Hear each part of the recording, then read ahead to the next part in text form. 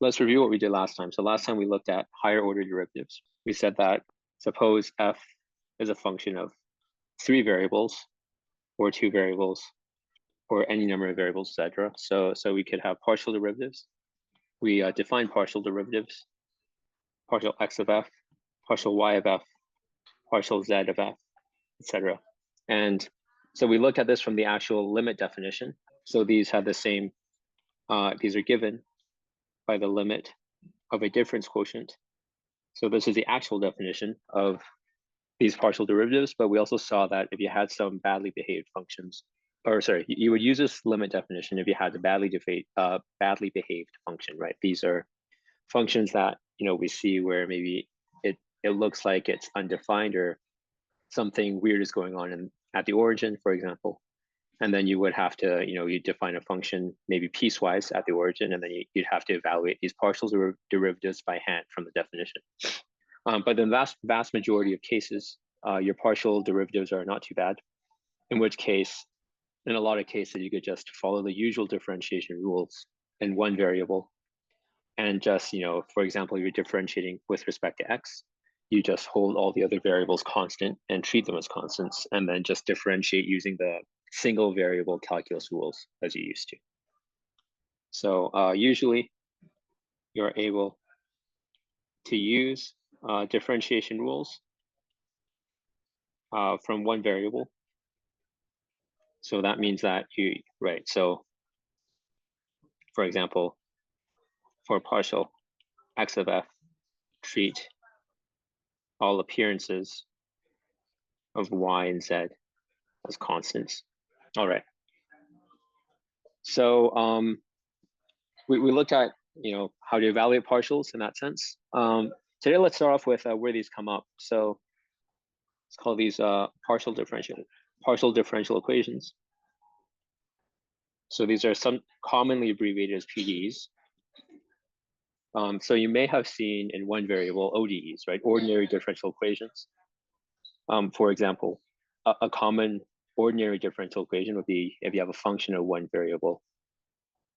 Let's say a trajectory in one variable subject to a force, then you would be solving a ordinary differential equation. So recall, so ODEs are equations relating derivatives of a function of one variable. So for example, you might have something like mx dot dot is equal to, say, f of t, where f of t is a prescribed function, and you need to solve for the function x of t, where the function of x of t has to satisfy the fact that its second derivative in time has to satisfy this equation. Second derivative of time times m has to be equal to your prescribed force. All right. So because of the suggestive way I wrote this is basically Newton's law, right? This is F equals ma, where a is the acceleration of your particle in one variable in this case. So these commonly come up in physics and engineering. Basically, well, force is proportional to acceleration, which is a second derivative of your position. So you end up having to satisfy a bunch of conditions involving your derivatives. And what you end up with is wanting to solve for the dynamics, which means you want to solve for the trajectory itself. Okay, so you've seen ODEs maybe previously maybe analyzing harmonic motion of a spring, or in any of your other classes, similar equations. Partial differential equations are similar in the sense that they also relate derivatives, but they're partial differential equations because your function now, instead of being of a single variable, they're of multiple variables. For example, t and x, or t and x and y. And these are much harder to solve. So we won't be solving a lot of PDEs in this class at all, because that's a whole other class. It's a rich theory. It's an area of active research. It's much nastier to deal with. You could have many combinations of various derivatives, and each type or species of PDEs basically requires specialized knowledge to solve. Instead, what you'll need to do for the exam and for this class is to recognize, if I give you a function, then you would have to be able to know whether that function does satisfy a PDE or not just by computation or inspection. But let me write down first a PDE. So PDEs are equations relating various partial derivatives of functions of several variables. All right, so let me list out some classic partial differential equations for you. So for convenience, let's first do. So consider R2 the equation partial x squared of f plus partial y squared of f is equal to 0. This is called Laplace's equation. And you see this come up in, it's ubiquitous in physics. So you've probably seen something like this in several of your other classes. If not, you'll be acquainted with these frequently. We'll have more to say later when we do integration and, well, kind of Gauss's law and divergence theorem and all that. But it comes up in electrostatics a lot. So this comes up so much that this operator here has a name. It's a Laplacian and special notation here. The triangle notation here, or it's actually a large Greek delta. This is a notation for when you take two derivatives in each of the spatial variables, in this case, x and y, and you add them up. All right, so this is the Laplacian, and this is it's called a second order operator because it involves two derivatives. And in fact, you're just summing over each of these derivatives. So you can rewrite the above as delta f is equal to 0.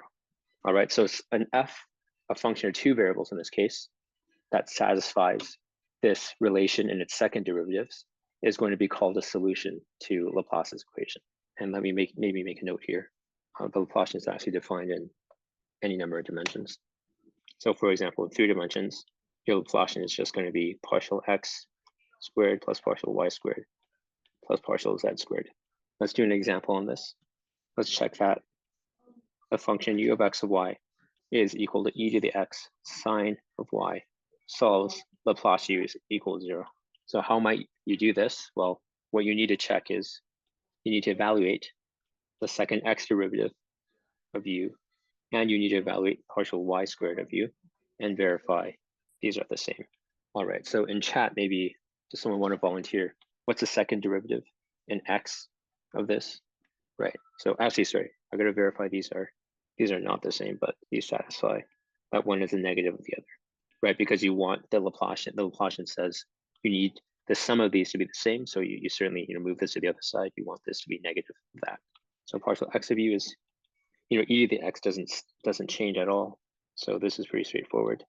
On the other hand, you have partial y is e to the x cos y, and then the second derivative, it hits cosine y. You get a minus sine y. So indeed you have the following, right? The Laplacian of u is given by this formula, and you plug in what you just found to make this clear. Maybe I'll do plus minus e to the x sine y. This is equal to 0. So indeed, e to the x sine y does solve this equation. So here's a question. Does c times e to the x sine y, let's call this function f, solve Laplace f equals 0. What about x, or let's call it g. Let's say g is x times e to the x sine y. Okay, so we have an answer that f would. What about g? So maybe think about it for a moment. So g is x times what we just had earlier, right? So don't think so. Right, so let's go over this. So note that f is just c times u from above. And now Laplace f is going to be Laplace c times u. But because you're taking derivatives, your derivative doesn't see the constant, right? So the constant comes outside the derivatives. And because Laplace u is equal to 0, because we just checked it was, this is equal to c times 0, this is equal to 0, right? So this means that Laplace f is equal to 0. This checks out. All right, so now let's look at g. So g is equal to x times f, all right? And now what's x times f? Well, you note that Laplace f, so let's say partial x times g is equal to, by the product rule, you hit the x first, and you get a term of f that comes out. Oh, sorry, u. It should be u. X times u. So this is u plus x partial xu. Now let's take a look at the second derivative. So when you take another derivative in x, you hit u first with one derivative in x. Let me write this out. Right. So this is partial x of what we had above. Just partial x times u, partial x of u plus x times partial xu. Just partial xu plus partial xu plus x partial x squared u. So this is 2 partial xu plus x partial x squared u. So now you could do the same thing. I mean, this thing's, when you do partial y squared of g, x is completely constant with respect to y, right? That's how you differentiate with respect to y. So you immediately get partial y squared of g is equal to x times partial y squared of u. And so what you get is 2, the Laplacian of g is equal to the sum of these, which is 2 times partial xu plus x times Laplace u. Well, Laplace u is equal to 0, but unfortunately, partial xu is not 0. So this does not solve. It's not 0 in general. So I was asked examples of this. Really, the proper setting of this will come later when we do integration, but the Laplacian comes up in electrostatics in the following sense. If you want to solve for an electric potential, then if you have some electric potential and there's a region where there's no enclosed charge, then Q here has to be equal to 0, then your potential here has to satisfy this equation here. All right, so this comes up in an electrostatic setting. It comes up in various other settings as well.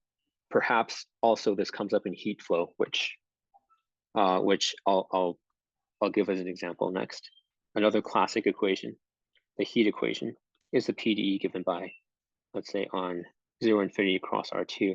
U is now a function of 3 variables. We call the first one t, just because we want to suggest its time. And you have 2 spatial variables, x and y. This solves the heat equation if partial t of u minus the Laplacian of u is equal to 0. So maybe here this is Laplacian in just the spatial variables, should be understood. And so any solution of u, if it solves a heat equation, it solves this PDE here, which is called the heat equation. And what this is your solution. You usually prescribe what you're at time equals 0. U describes how hot you are theoretically at position x and y on, say, a flat sheet of metal. And then as time goes on, then if you want this to model how heat dissipates or how heat flows in as time increases, then it has to satisfy this equation. The derivation isn't horribly hard, but unfortunately that's too far out the scope of this course. So I'm sure you could look it up if you're curious. But this is another place where the Laplacian comes in. And there's a method called separation of variables when you try and solve PDEs, which once again, we don't do in this class. But if you do separation of variables, then there's something called a steady state solution to the heat equation, and a steady state solution to the heat equation satisfies the Laplace equation, Laplace u equals 0. So we have another classic equation here, the wave equation.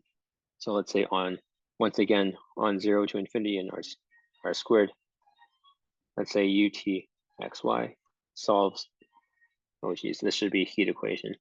Solves a wave equation if its second derivative in time minus Laplace u is equal to 0. Once again here, when you have these are called evolution equations because they sort of depend on time and how you evolve in time. Whenever you have evolution equations, traditionally the Laplacian, it's understood to just be with respect to this spatial variables x and y.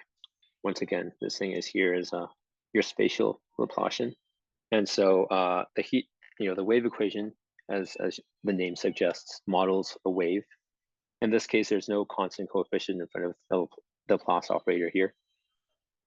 So this is wave speed 1, but in general, you can have different constants here. And this models if you have, let's say, an xy plane, if u gives you the height of your wave, let's say z is equal to u of txy, then this function tells you at time t over the point xy how high your wave is. So usually where you see this equation is maybe at time equals 0, you say, okay, at time equals 0, I have an initial wave that has a height profile given to you by a function with 0 here and x and y. And then maybe I tell you the initial velocity of how fast the wave is moving up and down. And then I could solve this equation here. And the resulting solution u for all time tells me how the wave behaves. All right, so these all model, clearly very physical phenomena. But once again, if you do end up taking more PDEs, you'll see these equations a lot. These, in a sense, are the archetypal equations because they come up very frequently in all fields. And mathematicians have good techniques to solve these types of equations. So in general, for example, the heat equation here, it has ties to, say, Brownian motion, which is one of the things Einstein looked at and won a prize for before relativity. And it models sort of the probabilistic description of movement of particles in a sense. So that's modeled after heat type equation. Heat type equations are also called parabolic equations. They could be used to model price movements that are called stochastic equations. They're used in, say, finance to model stock prices and all that. There's a famous equation that's of the similar family as the heat equation. It's called the Black and Scholes equation, which maybe some of you have heard of, but it was used in an idealized version of finance. All right, so it comes up in financial engineering.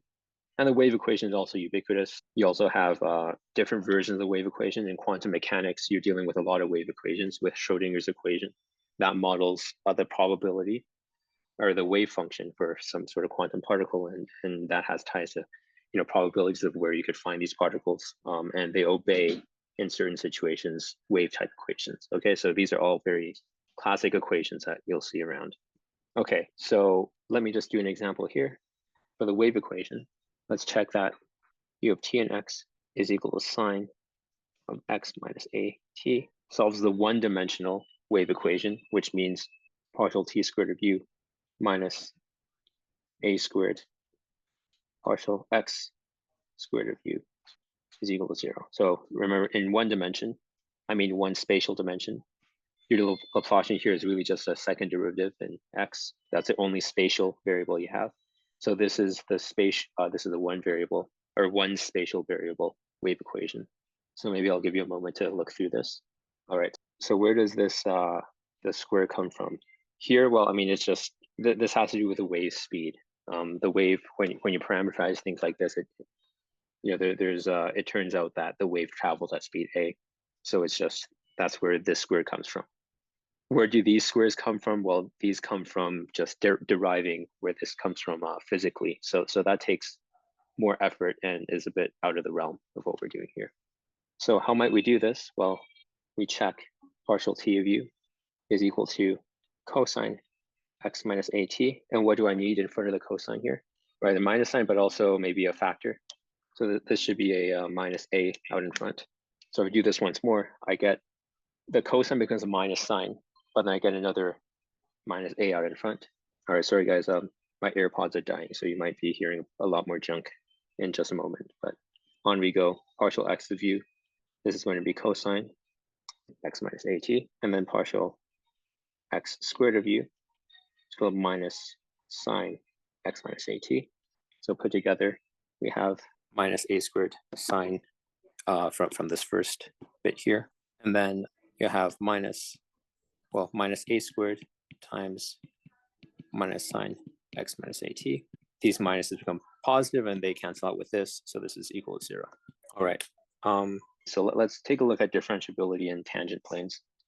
Let's start with maybe approximation and linearization, right? So the motivation here is going to be from one variable calculus. Let's say I have a very nice function, all right, let's say it's a differentiable function whose derivative is smooth or derivative is continuous. And let's say this is a graph, y is equal to f of x. And let's say y is equal to f of x, maybe f of x is giving me it's a function of one variable, right? And I want to see, maybe I know f of x near a point x naught or at a point x naught. The question is, here is f of x naught. How can I get a good approximation near this point. So let's say I vary x a little bit down here. Let's say if x naught were 1, maybe I care to approximate what my function at 1.02 is. All right, so 1.02 is very close to 1, for which I have an exact value, but what exactly is f of 1.02? Well, one nice way of doing this, assuming your function f here is differentiable, is you could take the tangent line to this, and this line, L of x, is the tangent line to the graph y is equal to f of x at x naught, f of x naught. And also, so if I write this is y is equal to L of x. That's going to be your equation of the tangent line.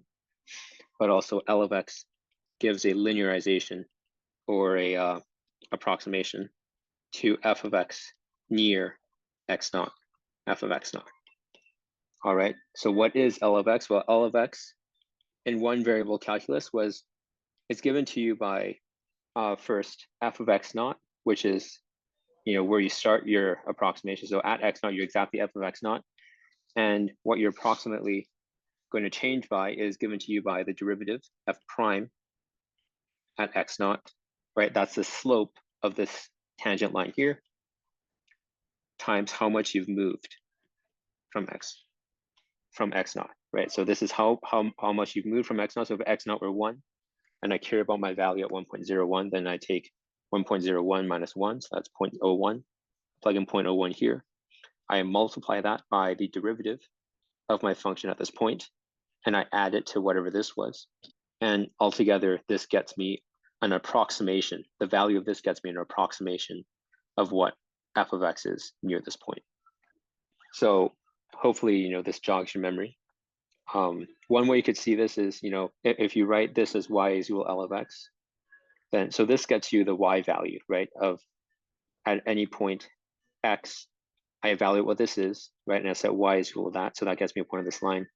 So L of x minus f of x naught, which is how high up you are here, that gives you the rise, right? That's a change in y from here to here. So L of x minus f of x naught, that's equal to the slope times x minus x naught, right? So that's exactly what what it means for this line to be tangent. The slope here, the instantaneous slope, if you would like, appears right here. All right. So let me go back briefly. There's a question in chat. Could you please explain what the squared symbol is for second partial derivative? I mean, it just means you're taking two partials in t. All right, that's just a formality. You put 2 here because you're taking t. So this was a situation in one variable. And the upshot of this is there are 2 ways of thinking about this situation here. The first thing is your derivative of one variable, there's only one variable to take a derivative of, it quantifies your approximation, right? It quantifies when you're a slight difference from your base point, how far approximately to first order your function changes, right? This is something you might do in modeling, or you just want to do an actual calculation you want to approximate. So that's one interpretation of what the derivative does, and what the linearization is. The second interpretation is very geometric, right? It's given to you by this green line here. The equation y is equal to L of x, where L of x is your linearization, is exactly the equation of a line that brushes up tangent to your point at x naught, f of x naught, right, on this graph. So there's 2 interpretations of linearization. One is for calculation, and the other one is a very geometric one. So we could do the similar question in 2 or more variables. So in 2 or more variables, so let's just say, suppose f is a function of 2 variables in this case, and suppose it has continuous first derivatives. All right, so let me draw maybe the graph of this function. Right, so then maybe this is z. The graph z is equal to f of xy, your function. And let's say I want to linearize near a point, or take an approximation near some point here with coordinates x naught, y naught. All right, and so it has as a graph, maybe that's not what I wanted to do. I wanted to do this. So this is a point x naught, y naught, f of x naught, y naught. And I want to construct this object here, just like the tangent line in one variable, I want to construct the tangent plane. This is given to you by z is equal to L of xy. All right, so the linearization of f of xy near x naught y naught, or I say at x naught y naught, is the function of two variables given to you first by f at your base point x naught y naught plus partial x of f, so your derivative in the x direction, evaluated at x naught y naught, times how far you varied from x naught in the x direction. And you need to add to this the other possible variation, which is partial y of f at x naught y naught times y minus y naught. So what does this give you? So this approximates f of xy near x naught y naught, in the sense that L of xy is approximately equal to f of xy if x minus x naught, y minus y naught, the distance is small. Okay. And the other thing, just like we had earlier, is we have a geometric interpretation. Geometrically, the equation z is equal to L of xy gives the equation of the tangent plane, let's call it TP at x naught y naught, to the graph z is equal to f of xy. So this should be at x naught y naught f of x naught y naught. All right, so once again, we have, in terms of a calculation, that this is an approximation, and geometrically we have the fact that this is tangent. This is a flat, in the sense of it's a plane, it's an object, geometric object that's tangent to your curvy object, your graph at a single point. All right, so that's a very good question. So in chat, right? So up here I said this is the situation, two or more variables. So in more variables. So for example, f is a function of three variables, x, y, and z. L of x, y, and z, does anyone want to venture a guess? How does it differ from this equation here? What do I need to add to this equation here to get a linearization L of x, y, and z?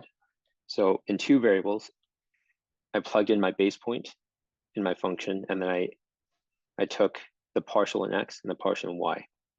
So this is a function of three variables now. What might I need to add here? Right, so I need everything I had before. So partial x of f at x naught, y naught, z naught, all right, times x minus x naught plus partial y of this times y minus y naught plus partial z at x naught, y naught, z naught, z minus z naught. This gives approximation to f near your point x naught, y naught, z naught. Once again, right? But once again, this doesn't really give you a tangent plane, right? Geometrically, it gives you a tangent space, I guess a three-dimensional tangent space to x, to the graph in 4 dimensions of, let's say, w is equal to f of x, y, z. All right, so geometrically, this still is important, but it's a bit less clear, right? Here, we don't have room to draw it. But if you set, let's say, w is equal to L of x, y, z, then that equation gets you a linear space tangent to this graph here. Okay, but maybe in more variables, the geometric, for this class at least, in more variables, the geometric picture is less clear, it's less important for this class. The approximation part of this is still important. You still, this numerically, this still gives a good first order approximation in general to your graph here. Maybe let me say one thing, which is this has links to differentiability. So note the following, right? When I started this, I said, assume this has continuous partial first derivatives, okay? It turns out, and we could do an example, maybe, I guess tomorrow we'll reconvene, but it's important for f to have continuous first partial derivatives, because it turns out that if f of xy does not have continuous first partial derivatives, you could apply this formula here, assuming your derivatives exist at the point, but they just might not be continuous. You could still evaluate this, but it turns out that there are cases where this is a very poor approximation to your graph, z is equal to f of xy. So what does it mean to be differentiable? We say f of xy is differentiable at x naught, y naught if this formula here, star, gives a good approximation of f of xy near x naught y naught. Here's a technical definition is if let's say f of xy minus say L of xy is equal to this difference plus some vanishing terms where epsilon 1 and epsilon 2 go to 0 as x, y approach x naught, y naught. Or maybe I screwed this up. This should be linearization terms here. All right, so this is a highly technical term. So I did that. I sort of did this just to erase as a kind of a waste of time because this is not, we're not going to check this in this class. What this tells you is, right, your approximation here, as x approaches x naught and y approaches y naught, at the very point here, this all has to go to 0, this will go to 0, and this is exactly the same thing. F of x naught, y naught is the same thing as that formula you have for linearization. Things that are not differentiable cannot be put in this form. It's possible that epsilon 1 and epsilon 2 do not go to 0. This might go to infinity or something, in which case your linearization does not agree with your function, the graph of your function at that point. All right, so this is just a very technical way of expressing that. Now that I've written that down and you've seen it once, I could erase it because we're not going to use that. We have the following very useful definition, which is, so practically speaking, f of xy is differentiable at x naught, y naught if partial x of f and partial y of f exist and are continuous at x naught, y naught. All right, so remember last time we did a fair bit of discussion on continuity and such. So once you evaluate the derivatives of f, the partials of f, if they exist and the functions, they're derived, there's a function for partial x of f and there's a function for partial y of f, they're expressions. If they're continuous at x naught, y naught, then you can conclude that f of xy is differentiable, which means that when you do this linearization procedure up top, the linearization truly is a good approximation to f of xy near that point.